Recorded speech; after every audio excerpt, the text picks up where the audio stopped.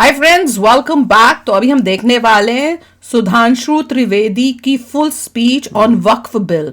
वक्फ bill पर सुधांशु त्रिवेदी ने सदन में उड़ाया गदर। तो चलो वीडियो शुरू करते हैं। वीडियो शुरू करने से पहले अगर आप चैनल पर नए हो और आपने अभी तक सब्सक्राइब नहीं किया तो जल्दी से पहले सब्सक्राइब के बटन और बेल आइकन को क्लिक कर लो ताकि आपको हमारे सारे न्यू वीडियोस के नोटिफिकेशन मिल जाएं जैसे हम अपलोड करें। अगर आपको वीडियो पसंद आता है प्लीज लाइक एंड शेयर। चलिए शुरू करते हैं।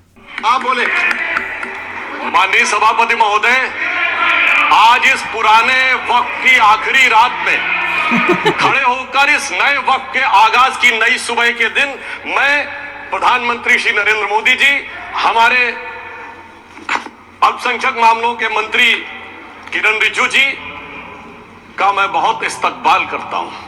जब वक्त के ऊपर हम बात कर रहे हैं, वक्त की रुखसती का वक्त आ गया है और नई वक्त की नई सुबह होने का वक्त आ गया है। अगर हमें इस पे बात करनी है तो मुझे चार दृष्टि से बात करनी पड़ेगी। एक, इस बिल के तकनीकी प्रावधान जिसमें बहुत सारे लोग बहुत कुछ बोल चुके हैं। दूसरा है वक्त की अवधारणा। तीसरी है वक्त की राजनीति। और चौथा है वक्त की राजनीति के नाम पर होने वाली वह सांप्रदायिक बनाम सेकुलर की राजनीति। सबसे पहले हमारे नेता सदन माननीय नड्डा जी ने बताया कि किस विस्तार के साथ इस वक्त कमेटी ने काम किया, किस शिद्दत के साथ हमारी सरकार ने काम किया। और चाहे वक्त कमेटी के जेपीसी के चेयरमैन हमारे उस सदन के सदस्य जगदम्बिका पाल जी रहे हो, हमारे मंत्री जी रहे हो, सबने जिस शिद्दत से काम किया है तो उनके लिए मैं माननीय प्रधानमंत्री जी अपनी सरकार की तरफ से कहना चाहता हूं कि उन्होंने एक इबादत के भाव से काम किया है। तो मैं कहना चाहता हूं, इबादतों की तरह मैं ये काम करता हूं, अपने फर्ज को झुककर सलाम करता हूं। फिर भी आप खिलाफत कर रहे हैं तो तेरी मुखालफत से निखरती है शख्सियत मेरी। मैं सियासी दुश्मनों का भी बहुत एहतराम करता हूं। तो इस एहतराम के साथ मैं अब आगे का बयान शुरू करता हूं और मैं ये बताना चाहता हूं कि एक बड़ी सिंपल सी बात है जो अभी माननीय नड्डा जी ने भी कहा। दुनिया के तमाम मुस्लिम देश बता दिए, इस्लाम की धर्म स्थली सऊदी अरब, सबसे बड़ा मुस्लिम देश इंडोनेशिया, जहां खलीफत रही वहां टर्की, और जहां आईएसआईएस का इलाका वहां इराक और सीरिया, वहां कहीं भी कुछ भी नहीं है ऐसा। फिर भी हमारे यहाँ क्यों है कैसा? तो मैं कहना चाहूंगा सभापति महोदय, एक हिंदी में कहावत होती है, नया मुल्ला प्याज ज्यादा खाता है, परंतु यहाँ तो जो गैर मुल्ला प्याज बहुत खा रहा था और इतना खा रहा था कि आंसू निकल रहे थे गरीब मुसलमान के भी और देश के भी। इसलिए मैं कहना चाहता हूं सभापति महोदय, अगर छोड़ दीजिए भारत की बात करिए तो क्या ऐसी कोई शक्ति सिखों के पास है, ईसाइयों के पास है, यहूदियों के पास है, पारसियों के पास है? नहीं है। छोड़ दीजिए, इस्लाम के अंदर आइए। अगर इतना भाईचारा है तो ये सुन्नी वक्फ बोर्ड और शिया वक्फ बोर्ड अलग क्यों है मेरे भाई? जमीन भी है, दूसरे पे एतबार नहीं है, सिर्फ सियासत के लिए साथ में आने की बात है। ये भी जरा सोचने की बात है। और जो अकलियतों में भी अकलियत है, आगा खानी है, बाकी है, जो बोहरा है, उनकी तो कोई गिनती नहीं है। हमारी सरकार ने पहली बार मुस्लिम समाज के अंदर भी ईमानदारी से सबको समान प्रतिनिधित्व देते हुए एक नई सुबह के नए वक्त का आगाज किया है। इसके लिए मैं सरकार को बधाई देना चाहता हूं। और सिर्फ ऐसा ही नहीं है, मुस्लिम समाज के अनेक लोग इस प्रकार के नियमों से बहुत प्रभावित हुए और बहुत प्रताड़ित हुए, जिसके अनेक उदाहरण बहुत लोगों ने बताए होंगे। मोहम्मडन एजुकेशन सोसाइटी कोल्हापुर का केस है, ईदगाह मैदान हुबली का केस है जिसको सुप्रीम कोर्ट ने साफ साफ उसको हुबली धारवाड़ म्युनिसिपल कॉर्पोरेशन को वापस कर दिया। अनीसा यासा वर्सेस तमिलनाडु वक्फ बोर्ड का केस है, तेलंगाना स्टेट वर्सेस मोहम्मद मुजफ्फर का केस है, हिमाचल प्रदेश वक्फ बोर्ड वर्सेस ख्वाजा खलीलुल्लाह का केस है, और सभापति महोदय ताजमहल पर भी दावा कर दिया गया।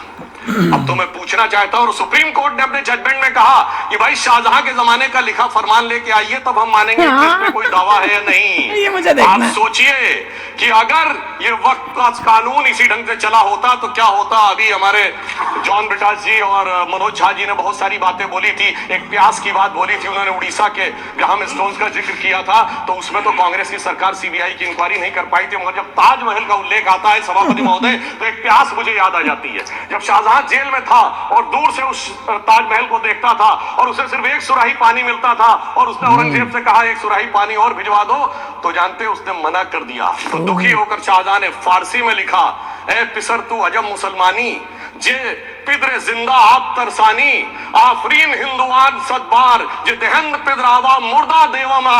मतलब तो कैसा मुसलमान है जो जिंदा बाप को पानी के लिए तरसा रहा है? तो उससे तो आफरीन 100 बार उन हिंदुओं को है जो पितृपक्ष में मरे हुए बाप को भी पानी देते हैं।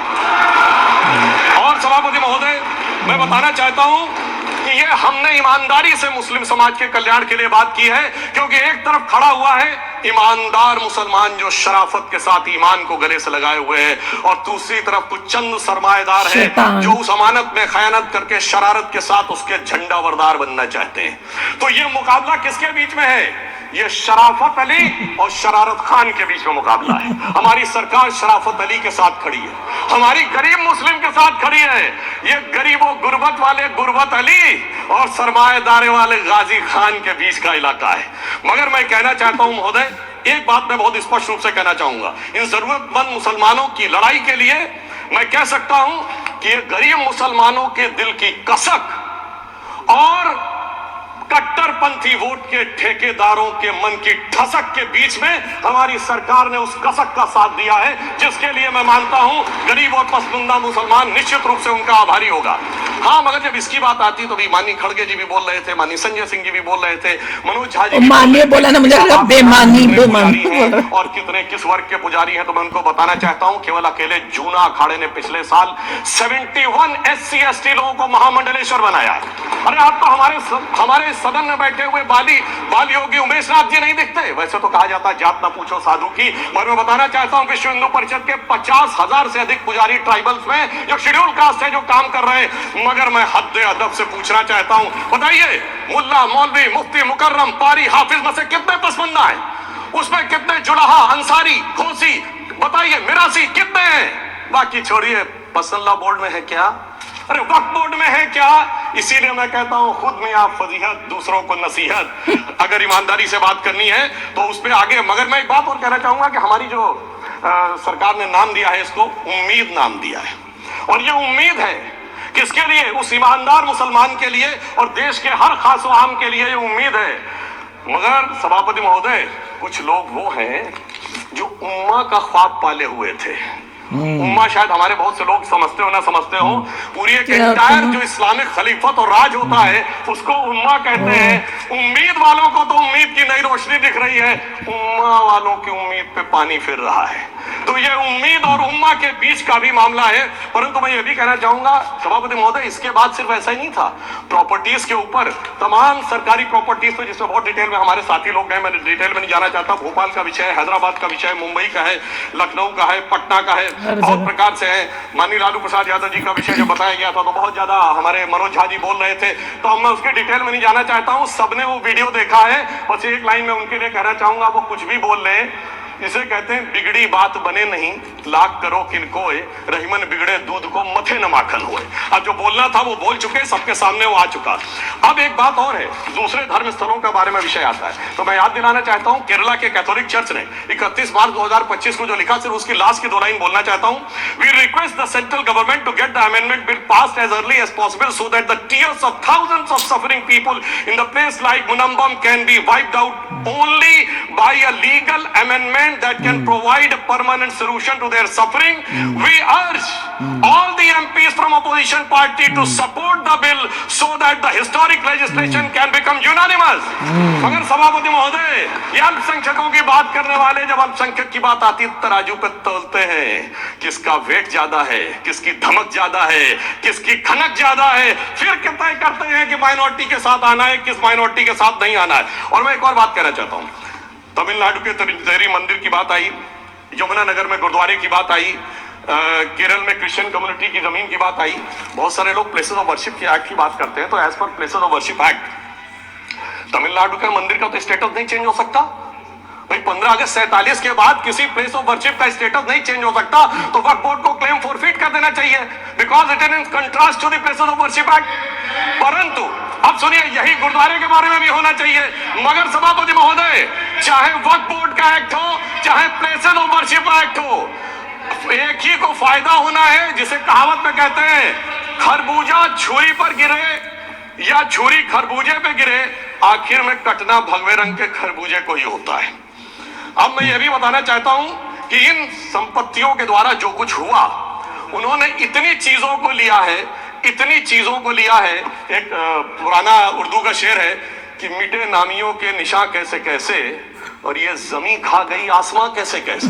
इस जमीन ने कैसे कैसे लोगों को अपने में समा लिया, इसकी हम तमाम तारीख गवाह है। अगर मैं इसमें बहुत डिटेल में जाऊंगा तो सदन का बहुत सारा वक्त जाएगा, परंतु मैं एक बात ये कहना चाहता हूं कि जब इतना ज्यादा आगे बढ़ गया तो फिर कोर्ट ने आगे इंटरवेंशन करना शुरू किया। मैं डिटेल में नहीं जाना चाहता हूं। अभी कार्तिकेय शर्मा जी ने बहुतों ने बोला सैयद फैसल का case versus union of government, Allahabad high court के केस को कहा, मगर Bashir versus state of West Bengal case में उन्होंने बहुत क्लियर कट कहा है कि waqf is not a religious denomination in accordance with Article 26 of the Constitution, so the matter relating to the restricting the economic, financial, political and other sectoral activities that may be associated with religious practice under Article 25(2)(a) of the Constitution can be regulated by the state. तो मुझे लगता है अब इसके बाद कोई किंतु परंतु का स्कोप नहीं रह जाना चाहिए।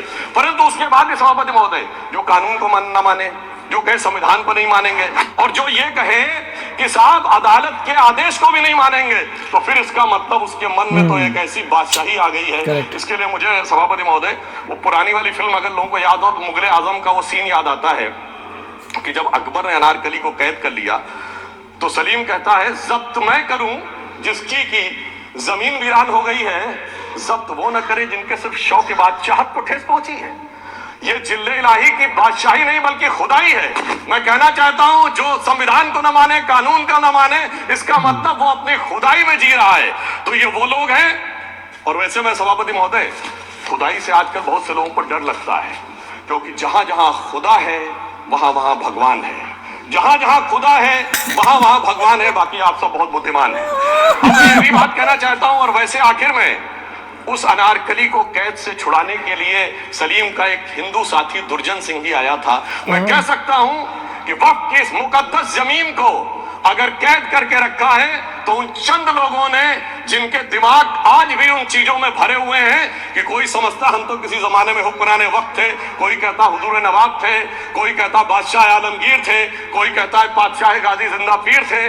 तो नदीमुल हक साहब ने जो बोला था ना किसी के बाप का हिंदुस्तान थोड़ी है, बिल्कुल मैं कहना चाहता हूं जिन्होंने इस देश के लिए खून बहाया उनके बाप का हिंदुस्तान है, उस गरीब मुस्लिम कारीगर के बाप का हिंदुस्तान है। पर जो ये कहते हैं कि आगरे का लाल किला किसके बाप ने बनवाया, आगरे का किला किसके बाप ने बनवाया, दिल्ली का किला किसके बाप ने बनवाया, हैदराबाद का चार मीनार किसके बाप ने बनवाया, उसके बाप का ये हिंदुस्तान नहीं है। और उसके बाद भी जो आप करना चाहते हैं, अगर इस रास्ते में आप कांटे बिछाना चाहते हैं तो उनके लिए एक लाइन कहना चाहता हूं सभापति महोदय, तेरी तमन्ना है पर हम खार न बोने देंगे, खार कांटों को कहते हैं, तेरी तमन्ना है पर हम खार न बोने देंगे, तुझे हम राह की दीवार न होने देंगे, तू सबको रौंद कर आगे जो निकलना चाहे हम तेरी इतनी भी रफ्तार न होने देंगे।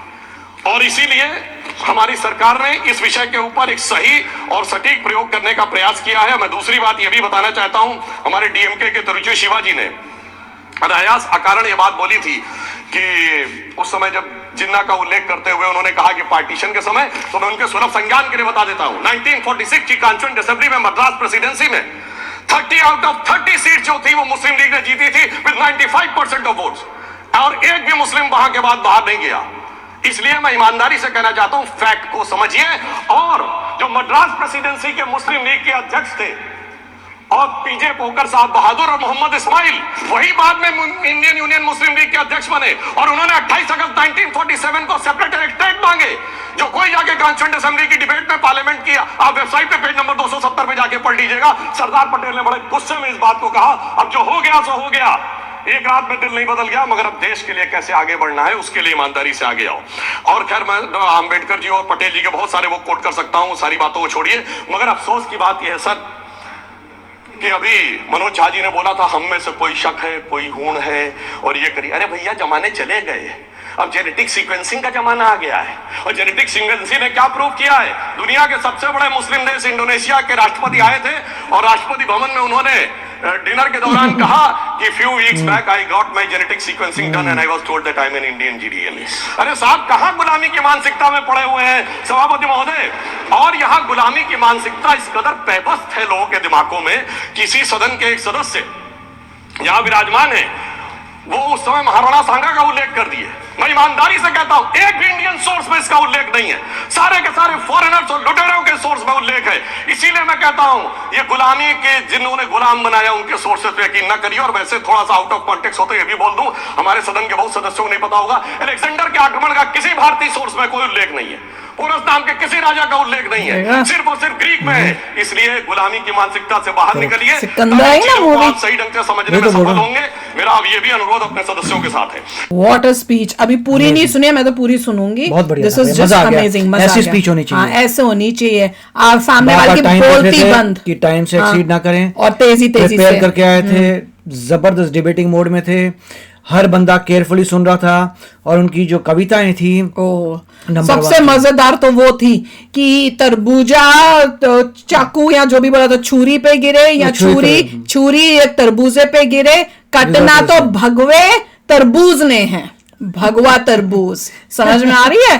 वो वाज जस्ट फैंटास्टिक मैन। नहीं, ये देखिए, मेरे को बेस्ट लगी। इससे देख के मेरे ख्याल से औरों को प्रेरणा मिलेगी, इंस्पिरेशन मिलेगी कि ऐसे ही आपको डिबेट करना है, ऐसे ही आपको स्पीच देना है। एनर्जी देखिए, कितने प्रिपेयर्ड थे, पेजेस थे, सबको लिखा हुआ था, क्या जबरदस्त स्पीड से जा रहे थे और कितने कॉन्फिडेंस से बोल रहे थे। और ग्रेट एग्जाम्पल अगर आप लोगों ने कैसे करना है। और उसमें अवेसी नहीं बैठा हुआ था मेरे ख्याल से। ये लोग नहीं, क्योंकि अब इनकी फटेगी। मैं ये सोच रही हूँ, मैं कह रही हूँ कि भैया अब जो जनरेशन आ रही है, इनको देख के अगर देश को आगे बढ़ाने का आपके अंदर वो जज्बा है, दैट डिजायर, तो ये देके ऐसे लाइन में घुसो, पॉलिटिशियन बनो, ताकि देश का सुधार हो और हमारा देश एक बेटर कंट्री बने, जहां पे इक्वालिटी हो, सच्ची मुच्ची की सेक्युलरिज्म हो, ये नाम की सेक्युलरिज्म नहीं हो। वो यही तो बोले हैं कि भैया इन्होंने बताया तो था, बाकी कंट्रीज में देखो जो इस्लामिस्ट कंट्री है वहां पे ये नहीं है और इंडिया में ये है, कैसे, क्यों? वही तो क्वेश्चन है। और इंडोनेशिया का एग्जांपल दे दिया कि जब वो यहाँ आई तो उन्होंने कहा भैया मैंने पता किया कि मैं इंडियन बंदा आया था। एग्जैक्टली तो वो भी लेडी नहीं थी। नहीं, वो तो उसकी बेटी थी, वो तो वहाँ चेंज हो चुकी है। मगर जो मेन पर्सन आया था उसने खुद बोला था कि मैं डीएनए टेस्ट हुआ, मेरे को पता लगा मैं भी कुछ परसेंट इंडियन हूँ। तो वही देख लो ना, तो इवेंचुअली। और ये लोग इंडिया में रह के, इनको ये नहीं पता कि पहले तुम्हारी जनरेशन जो थी, तुम्हारी जो जनरेशन ऊपर से आए हैं वो हिंदू ही थे। तो चलो यार, आप भी शेयर करना अपने थॉट्स। चलते हैं, मिलेंगे नेक्स्ट वीडियो में बहुत ही जल्द। Till then take care and bye bye. तो अगर आप मेरे इस चैनल पे नए हो तो जल्दी से सब्सक्राइब के बटन को हिट करो और बेल आइकन को क्लिक करो, ताकि आपको मेरा जब नया वीडियो मैं लगाऊं आपको उसके बारे में जल्दी से पता चल जाए।